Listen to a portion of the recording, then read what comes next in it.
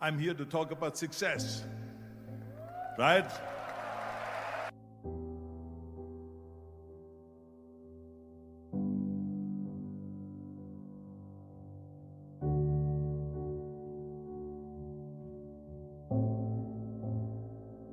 The first rule of success is to have a vision. You see, if you don't have a vision of where you go, and if you don't have a goal where you go, you drift around and you never end up anywhere. It's like you can have the best ship in the world, you can have the best airplane in the world. If the pilot or the captain doesn't know where to go, it would just drift around. It would not end up anywhere, or most likely in the wrong place. So I was very fortunate that I stumbled onto my vision. I mean, as you know, I was born in 1947 in Austria after the Second World War. And I didn't really like Austria when I grew up. I couldn't wait to get out of there. I couldn't see myself becoming a farmer or a worker in a factory or anything like that. Even though my parents wanted me to stay there and have a normal life. My father wanted me to become a police officer like he was. My mother wanted me just to stay there and marry a girl with the name of Heidi, hopefully, and have a bunch of kids and run around like the Van Trapp family in The Sound of Music. But that was their vision, not mine. My vision was totally different. I felt that I was born for something special, for something unique, for something big. You know how great it felt that I knew where I was going? Imagine the majority of people don't know where they're going. When you have a goal, when you have a vision, everything becomes easy. Because remember that in America, for instance, when you study, you will see the percentage of people that like their jobs. 74% hate their job in America.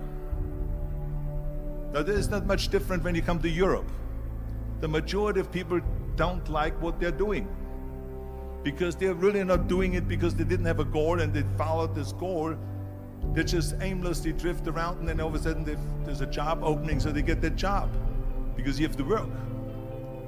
But then when you work, it's a chore. It's work.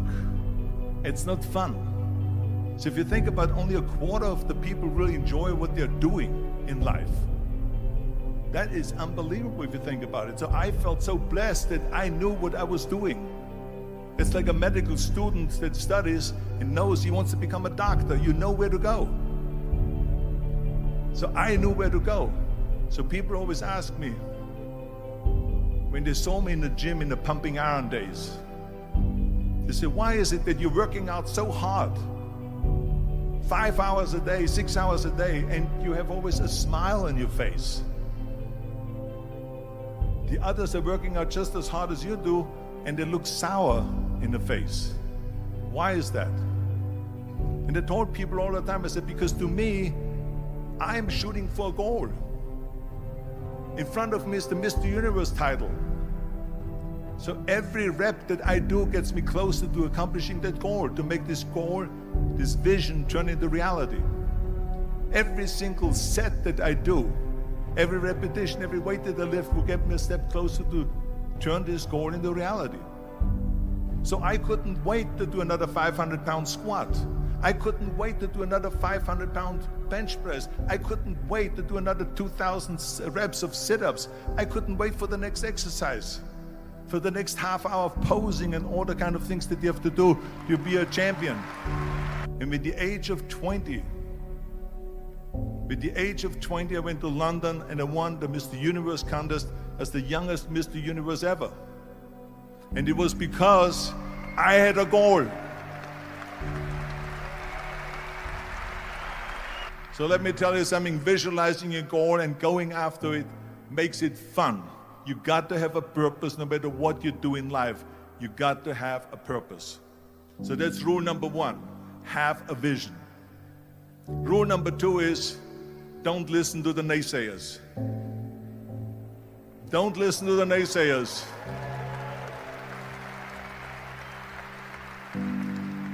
Everything I ever did, the thing that I heard out of people's mouth was, that's impossible. that can't be done or no. So whenever someone said to me, it can't be done, I heard it can be done. When they said no, I heard yes. And when they said it's impossible, I heard it is possible. I'm a strong believer of what Nelson Mandela said, that everything is always impossible until someone does it. Well, I'm going to be the one, I said to myself, I'm going to do it and I'm going to show it to them. Maybe it has never been done before. That's perfectly fine with me. But I'm going to do it. And I did not listen to the naysayers. The next thing, the third point that I'm going to make to you is, before we sit down with Jürgen and talk about the rest of the three, is work your ass off. There is no magic pill. There is no magic out there. You cannot get around. You have to work and work and work. And it drives me crazy when people say that they don't have enough time to go to the gym for 45 minutes a day and work out. Or to do something for 45 minutes to an hour a day to improve. If it is physically improve or if it is mentally to improve. Imagine you read 1 hour a day about history. How much you will learn after 365 hours in 1 year. Think about if you study about the history of musicians, of composers, how much you would know.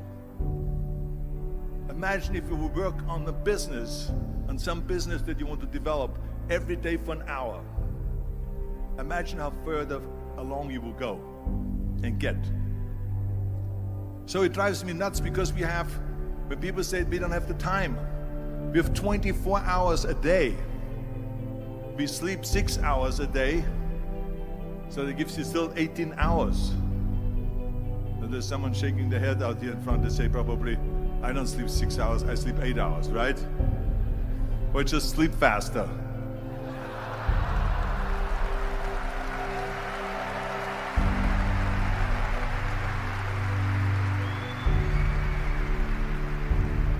So we have 18 hours a day.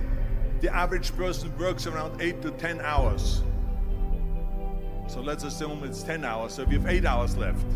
Then you travel around an hour a day, maybe 2 hours a day. So now you have still 6 hours left. So what do you do with these 6 hours? What do you do with these 6 hours? Then we eat a little bit, then we schmooze a little bit, talk a little bit to people and all that stuff. But you can see how much time there is available if you organize your day. So you got to work hard. I mean, let me tell you something. When I went to America, I went to college. I went and worked out 5 hours a day. And I was working on construction. Because in those days in bodybuilding, there was no money. I didn't have the money for food supplements or anything. So I had to go to work.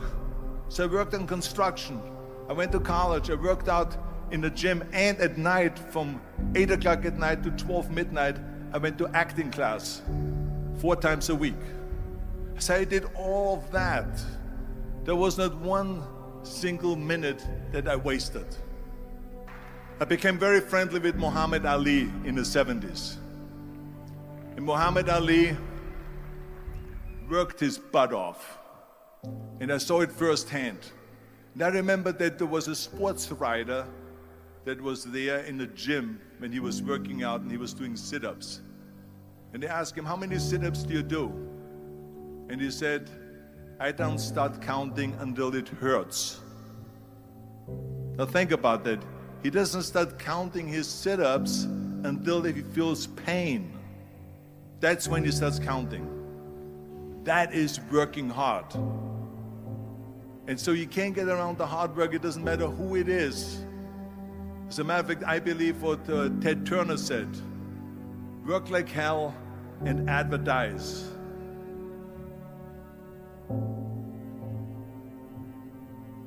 You get it?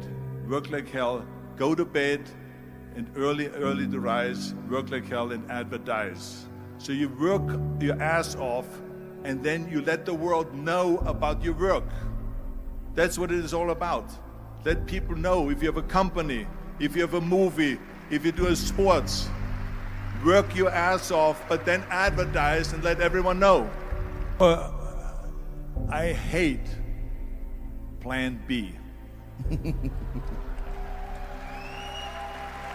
And I tell you why. Because we have so many doubters, as I've said earlier, the no-sayers. We have so many of those people that say no, and you can't do it, it's impossible. That is okay, because we just turn off, as I said earlier, and we listen and we hear the no being a yes. You can't do it, you can do it, and all of that. So that is possible to do that amongst all the negative people around you. But when you start doubting yourself, that's very dangerous. Because now what you're basically saying is that if my plan doesn't work, I have a fallback plan, I have a plan B. And that means that you start thinking about plan B, and every thought that you put into plan B, you're taking away now that thought and that energy from plan A.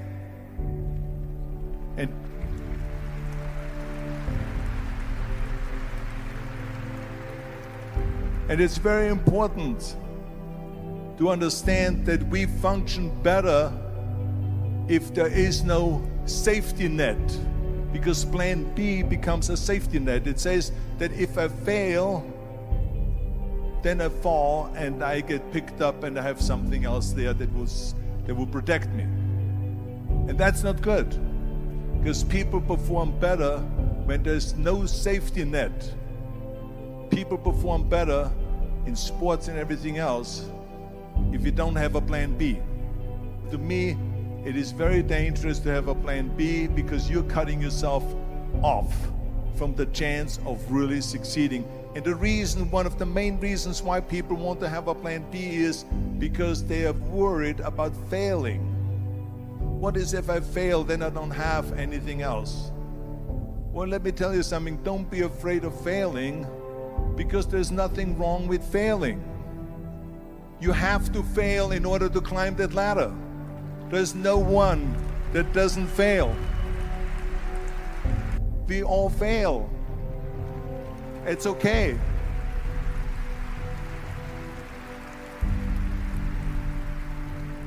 What is not okay is that when you fail, you stay down. Whoever stays down is a loser. And winners will fail and get up, fail and get up, fail and get up. You always get up. That is a winner. That is a winner. Hey, we all lose. We all have losses. This is okay. And this is why I say don't be worried about losing, because when you're afraid of losing, then you get frozen. You get stiff. You're not relaxed.